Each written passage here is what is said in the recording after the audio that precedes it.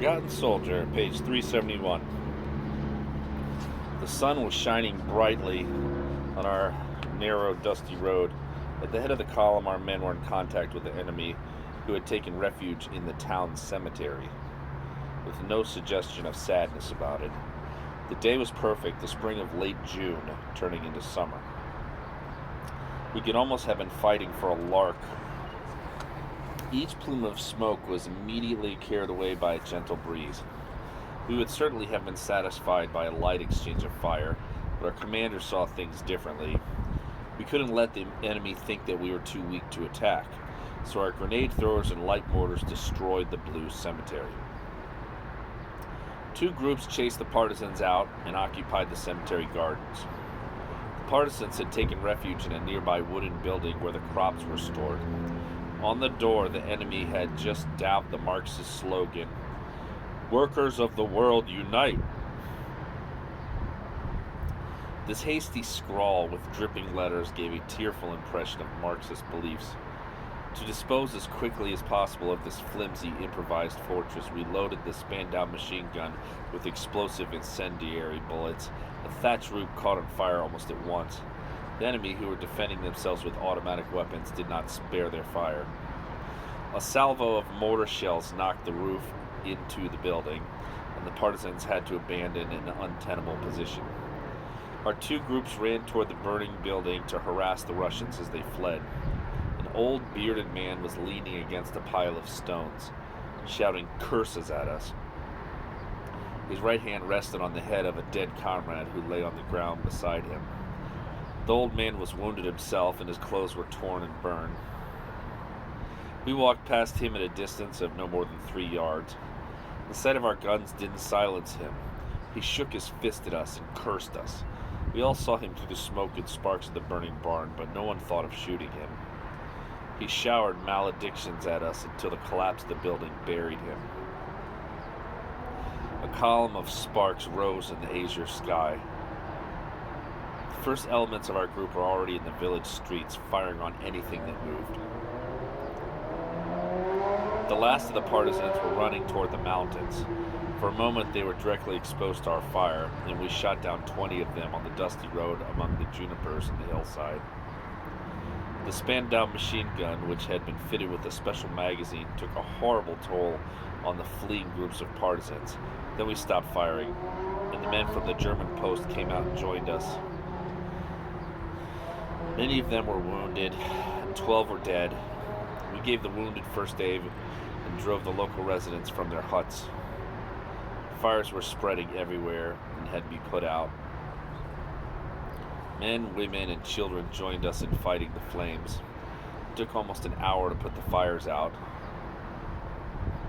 Then everyone, ourselves included, dragged the bodies of the dead to a central point. Women screamed and cried as they recognized a husband or a son or a lover. It looked as if most of the partisans had lived in this place. Soon, however, the tears and sobs became threats and curses. We collected our own dead and wounded with the usual mute sentiment established by habit. The day was so beautiful it was hard to believe that any of this was really serious. Our eyes, disillusioned by so much accumulated fear and anxiety, no longer distinguished the tragedies of any particular moment. Hals was staring at the magnificent mountain scenery as he carried along a comrade whose tunic was blotched with brown stains. The birds had regained their sense of spring joy and were flying once again through the blue sky, which was faintly marked by smoke from the smoldering fires. For us, in the Eastern armies, this joyousness of nature almost excused what had just happened. After the mud and the cold, we were like wild animals, overjoyed by the spring sun, and the knowledge that shelter for the night was no longer a serious problem. We deplored what had just happened as a disturbance of the peace and quiet we so much appreciated. The villagers were still caught in a crisis of tearful despair, and insults, which were comprehensible simply by their tone, shook our sense of well-being. Someone threw a stone, which hit one of our wounded men in the face. Two lancers spun around, brandishing their machine guns. "Break it up, you pigs, or we will drill you full of holes." But the shouted curses kept right on. We were ringed by faces, especially feminine faces, distorted with rage, spitting and cursing, and by shaking fists. Suddenly, 6 planes flying wing to wing appeared in that marvelous sky, 6 Soviet fighters looking for one of our convoys. This sign heartened the Russians, who shouted, "Ura, Stalin!" and pointed at the planes, which blindly continued their search. We could see such hatred on all these faces that we shivered. Despite the fine spring day, we were all thinking of our tortured, mutilated comrades, murdered by men who were mixing themselves in a fight that had left them on the sidelines. We remembered once again the tragic deaths at the territorial posts all along our line of great retreat in the winter. Faces smashed open with axes so their gold teeth could be pulled out. The hideous agony of wounded men tied with their heads inside the gaping bellies of dead comrades. Amputated genitals. Eller's section, whom we had found tied up and naked on a day when the temperature had dropped to 30 degrees below zero, with their feet thrust into a drinking trough which had frozen solid. And the faces of tortured men under the dark winter sky. With dry mouths, we listened to the mounting rage of these peasants, who were now paying a price they could have avoided for all time. If anyone had ordered us to fire, we would have obeyed without hesitation. I could see the gun shaking in the filthy, nervous hands of the man nearest me. A little way off, another of our men was no longer able to control the trembling of his face muscles. We had all stopped working, and our anger was rising like a storm. A tall, slim figure strode between the two groups. We saw that it was Vicereidal, and that he was white with fury. He stopped 5 yards from the Russians, and threw them a look so terrible that silence fell at once. He had learned Russian during the long course of the campaign. He told the villagers to bury their dead with the same silence and respect that he required of his troops. He said that the war would soon be over for them, and they should wait for the end, keeping to the sidelines. He said that he had never imagined the war would bring him to shoot civilians who had been misled into arming by false propaganda, and excused himself for what he had been forced to do. Then his voice became hard as death. He said that he would not tolerate any further hostile manifestations, that he intended to return to camp with all his men still alive, and that the entire village would be held responsible if he did not. Vicereidal's words had the effect of a soothing balm. Everything returned to a state of unexpected order. The dead were buried, and sobs were stifled.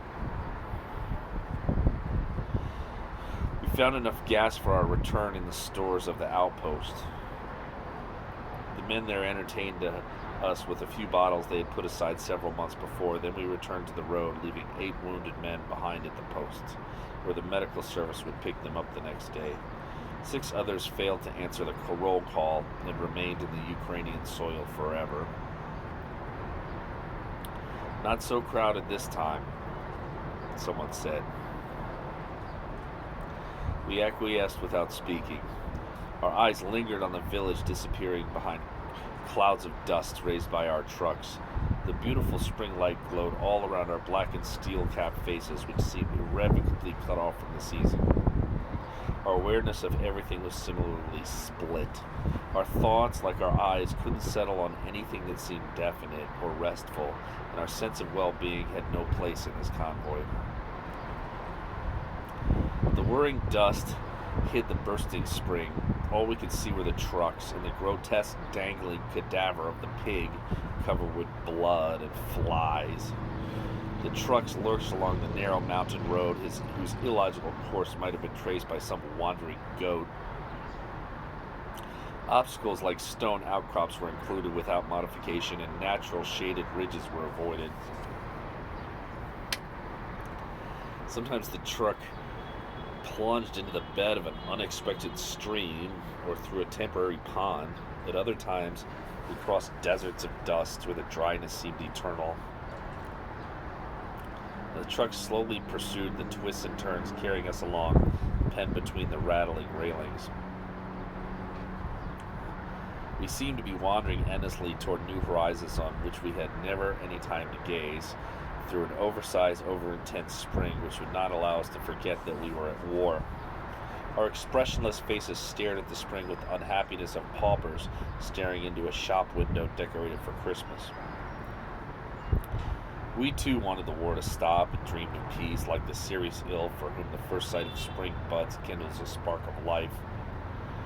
But the fighting didn't stop. There was never more than a semblance of peace, and always someone to fan the flames of war.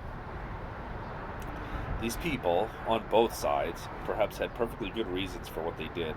On that day, one of them crossed the road as we climbed up the long slope.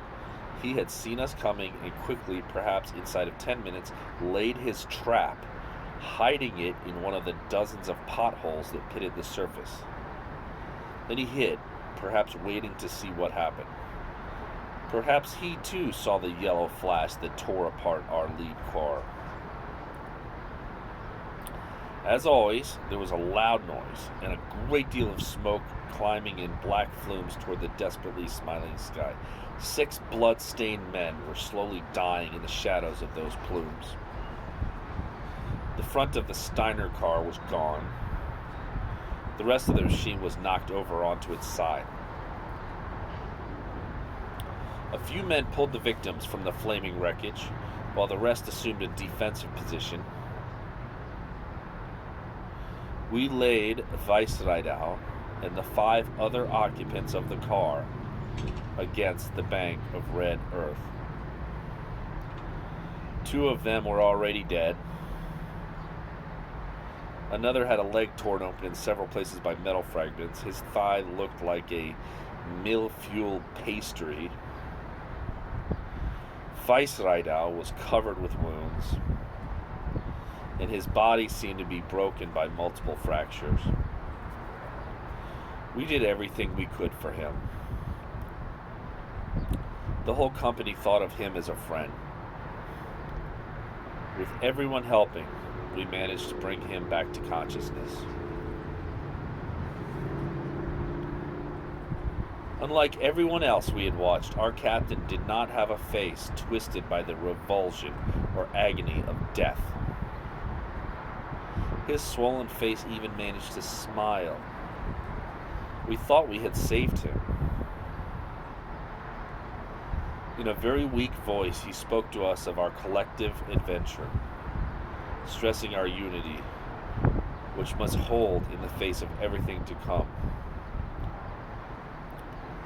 He pointed to one of his pockets from which Feldfebel Sperlovsky pulled an envelope, undoubtedly addressed to his family, and that for nearly a minute we watched our chief die.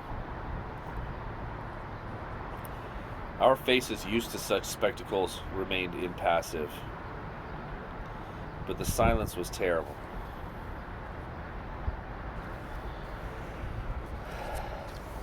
We were able to save 2 of the men from the car, loading them carefully onto vehicles which remained.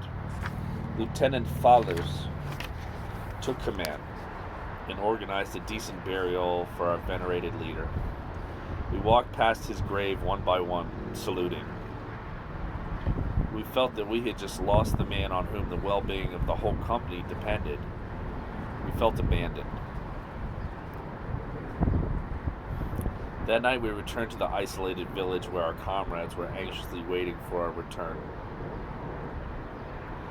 The announcement of our commander's death provoked stupefied consternation. We were all in danger of death, but the annihilation of Weissreidau seemed as impossible to us as life without their parents seemed to small children. We were prepared for every death, but no one was ready to concede the fate for our leader. Guard duties that night seemed more uncertain than before. Our 3 companies seemed more vulnerable than ever. We all turned toward a source of strength which remained silent. Who would our new leader be? on whom would the destiny of our group depend? At the first light of dawn, after our radio message had reached headquarters, a DO-217 flew over, releasing a smoke signal. They told us that our 3 motorized companies should proceed quickly to a key position at the front, to the north of us. We were ordered to destroy our base and most of the village. Nothing should be left which would aid or shelter the enemy. As we had no incendiary material, we limit ourselves to burning the thatched roofs of the cottages. Then our motorized company left on foot, with our materiel loaded onto 4 ancient trucks we had left. The radio truck and sidecar preceded them. Every 10 or 15 miles, the trucks or sidecars stopped and waited for us. We would arrive at the front together or not at all. Our orders made no sense at all. The officers issuing them seemed to be completely unaware of the actual condition of mobile units allegedly standing by. We were limited to doing the best we could. Food was our most difficult problem. For a long time now, we had received no supplies, and our meals were produced by some kind of magic. We became hunters and trappers and nest robbers and experimented with wild plants whose leaves looked like salad greens. After a long chase, we were sometimes able to catch an abandoned horse. But 800 men require substantial quantities of food, and every day we were faced with the same difficulties. Every day we called for help on the radio, and every day received the same reply. Supplies en route should have reached you. The Army Postal Service seemed to have vanished too. No letters or packages, no news of any kind. Despite the warm summer sun, which was now in fact somewhat too warm, the situation had become desperate. Yesterday's pig had been grilled and boiled and devoured the night before, along with 150 quarts of hot water, which we elevated to the status of pork bouillon. Today, we were leaving for the front. Our eyes gleamed like the eyes of famished wolves. Our stomachs were empty, our mess tins were empty, and the horizon was devoid of any hope. Murderous sentiments lurked behind our eyes, which glittered with hunger. Hunger produces a curious frame of mind. It is impossible to imagine dying of hunger. For a long time now, we had been used to living on very little. Our stomachs digested substances which would kill a comfortable bourgeois citizen in a few weeks. No one had any spare fat left. No bellies or double chins, and our long muscles stood out in relief as though we'd been flayed. As our fast continued, our senses grew more acute.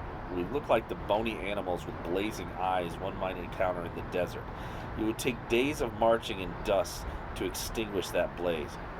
For the moment, despite the hollows of our bellies, everything still seemed possible. We would simply march until we found food.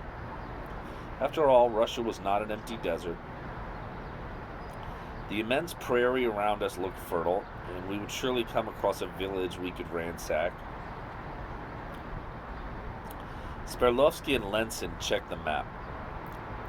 There were a great many villages in our sector. Therefore, the situation wasn't too serious. The trouble was that our rectangle of paper represented an area as large as pretty much France. Beside any 2 villages, there might be hundreds of empty miles. The smallest digression to reach one of the names on the map could mean several more days of marching. There's nothing really to worry about, said Letson, who didn't like to concede defeat. There are plenty of villages lost in the steppe which aren't marked on the map, and then there are the Kokoshchas, too. We'd been ordered to march north. There could be no delay. In any case, there was nothing left to eat where we were. A long file set out. Company! March! March!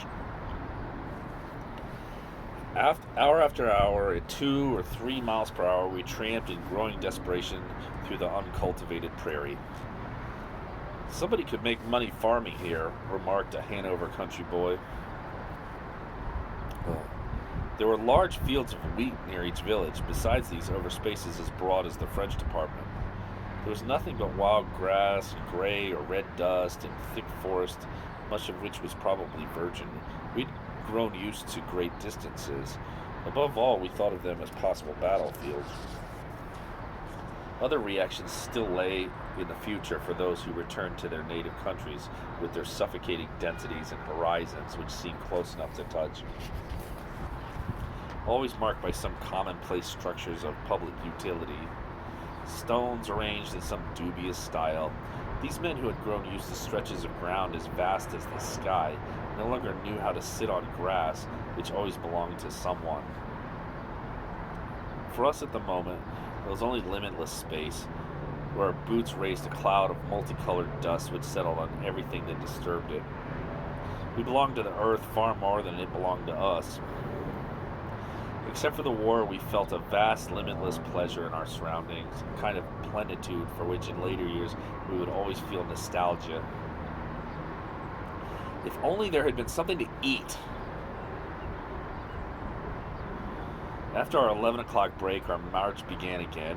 We'd gulped down like a dose of medicine the cooked sprouts of young wheat, which had been prepared 2 days earlier.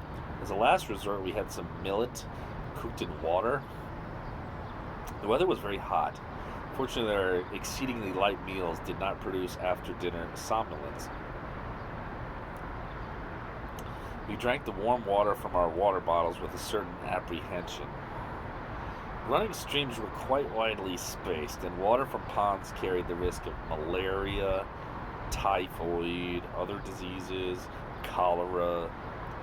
To keep up our spirits, we sang as we marched. Ein Hellerun, ein Batzen. The words, like the tune, were carried into the emptiness by the light summer wind, losing all meaning, which no longer seemed strange to our ears once accustomed to hearing them echo between the walls of flag-decked towns. Der Heller vor der Wasser, der Batzen vor der Fein. Not that we had any choice. There was no wine, and the water had to be drunk sparingly and with caution. Heido, heido, haida, Heidi. Company march, march. We marched, singing for no one but ourselves, and all of us already knew the tune. Then it grew dark. Darkness fell very late on our bivouac and across the plain, on which it seemed we had hardly moved, on our dust-covered faces and aching muscles. We were already asleep on our feet. The silence seemed to have a special quality, as though it had come from the end of the daybreak. At daybreak, our march resumed. For hours, the long row of hills on the horizon seemed to remain in the same distance from us. We were walking through a rocky plain where the highest rise in the ground was scarcely the height of a man. Small stands of trees, which reminded me of photographs of Africa, were scattered across the landscape. The trees were short, scrubby, curiously like the trees of high altitudes. The wind blew the red dust everywhere, as if we were tramping through a universe of powdered brick. For a long time now we had given up marching in threes, the regulation order for marching troops, in favor of the system used by the partisans. We were broken up into more or less compact groups, in which a man was ahead only until someone else caught up with him. Everyone was tired, and our pace was slackening. We had given up all unnecessary conversations, keeping all our breath and strength, and continued putting one foot in front of the other. How many thousands of steps did we still have to take? Our boots, the color of the dusty universe, kept on across the rocky plain, which seemed to be leading us nowhere. The light wind filled our long, unkempt hair with dust. Our position in relation to certain reference points on the horizon seemed unchanging. And the rhythm of our steps, the sounds of our progress, and the wind itself became overwhelmingly monotonous.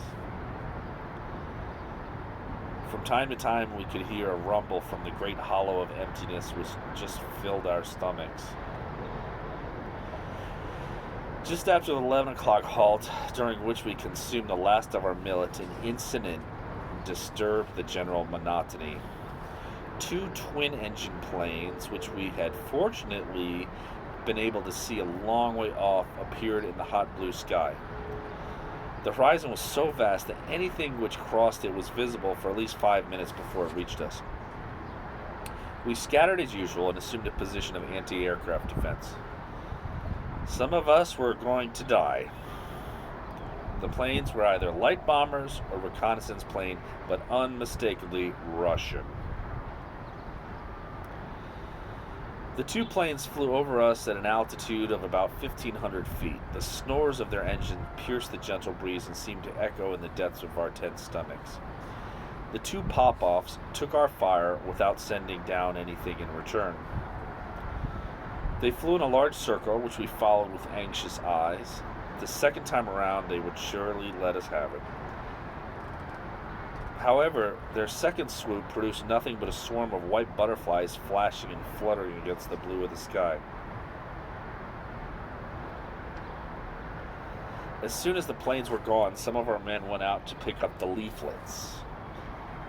A fellow came over to me waving a dozen. Ivan doesn't seem to understand. If we can't eat, we can't crap. He's gone and sent us a lot of paper. We read the communist tracts. They would say things like, "German soldiers, you have been betrayed. Surrender to our units, which will rehabilitate you. You have lost the war." Then, to raise our morale, we were shown some bad photographs of anonymous ruins which it claimed were German cities flattened by bombs. Also, there were photographs of smiling German prisoners. Under each photograph was a short captain. Comrades, the temporary captivity which we are experiencing in no way resembles the lies we are led to believe. We have been agreeably surprised by the kindness of the camp officers. When we think of you, comrades, wading through the slime of the trenches to preserve your capitalist world, we cannot advise you strongly enough to lay down your arms. And so it went on. One fellow who had managed to escape from Tomvos was shouting with rage. "The bastards! For all I know, I'm the only survivor from that damn place." In disgust, he tore the leaflet to shreds and scattered it in the winds. We resumed our march. The leaflets were still circulating from hand to hand, and their words and phrases, "The war is lost," "treason," "cities destroyed," echoed in our minds like a gloomy round. Of course, it was communist propaganda. All we had to do was talk to the fellow who'd escaped from Tomfos to understand that. But then anyone who'd been home on leave had seen the bombed German cities. And then there was our continuous and painful retreat. In our daily existence, with its total lack of transport, gas, food, mail, everything, perhaps the war really was lost. But that couldn't be possible. People were walking across the Russian plain. Was it still ours? Or was it simply witnessing our slow death? But that too was impossible. We had to dismiss these black thoughts. We were simply living through a difficult period which was bound to pass. Tomorrow, surely, we would get some supplies and everything would once more make some sense. We had to shake our heads and dispel our dark reveries. Today the sun was shining, and we had to press on. We began to sing one of our marching songs with deliberate vehemence. Auf der Heide blüht und kleines Blumenein. Und es heißt Erika. Heiß von 100.000 Kleisen Bienlein. Föd, Schwart Erika. This was the second time Hals had shaken me awake. Despite the exhaustion which was rapidly returning us to unconsciousness, it was annoying to be torn from such deep sleep. "I'm telling you, I can hear guns." I listened, but was aware of nothing except the pale, glittering night. "Leave me alone, Hals. For the love of God, don't wake me up for anything. We'll be marching again tomorrow, and I'm so tired I could die." "I'm telling you that off and on we can hear guns. If you'll look around, you'll see that the other fellows are standing up and listening too. I listened again, but still heard nothing except the gently blowing wind. All right, well, it's possible, but so what? This isn't our first time. Go back to sleep. You'll be better off. I can't sleep on an empty stomach. I'm sick of this. I've got to find something to eat. So that's why you wake me up? Someone walked over to us. It was Schlesser. He was on guard duty. Hey, did you hear that, fellows? Guns. That's what I was trying to tell this blockhead, said Hals, nudging me. Despite the sleep stagnating in me so that I was only half conscious, I felt obliged to listen to what my companion was saying. All we need here is a Soviet breakthrough, Schlesser said. That would be the end of us, said Hals, his voice suddenly hoarse. We can still fight, though, said someone else who'd just come up. Fight, said Hals, hideously objective. With what? 700 or 800 anemic, half-starved men armed with light infantry weapons. You must be joking. It would be the end of us, I tell you. We haven't even got the strength to run. But the newcomer wasn't joking. His name was Kellerman. Although he was exactly 20 years old, he already had the lucidity of a much older man and an instant grasp of reality. This reality lifted the veil of fear and exposed the anguish deeply inscribed on his face, whose hardened features seemed incompatible with his youth. Then we all heard a distant rumble carried to us on the wind. We stared at each other. Noise stopped, began again, stopped again. Artillery, said Schlesser. The rest of us were silent. I'd heard the noise like everyone else. My exhaustion had produced the sensation of two simultaneously lives. Sleep and reality had become me confused. I felt as though I were deeply asleep, dreaming of artillery fire lost somewhere in time. My comrades went right on talking. I listened to them without really hearing what they were saying. Sergeant Sperlovsky had joined us and seemed to be making some deductions. It's still far off, but it's the front. We'll be arriving in a day or two, or a day and a half. That would be an hour or two in a car, Hals remarked. Sperlovsky looked at him. In a hurry? So sorry we're not motorized anymore. It's not what I meant, Hals growled. I was thinking of Ivan, who must have gas and tanks. If he breaks through, he could be on top of us just like that. Sperlovsky stalked off without another word. What business had he to be discouraged? A non-com in the Gross Deutschland. Page 382.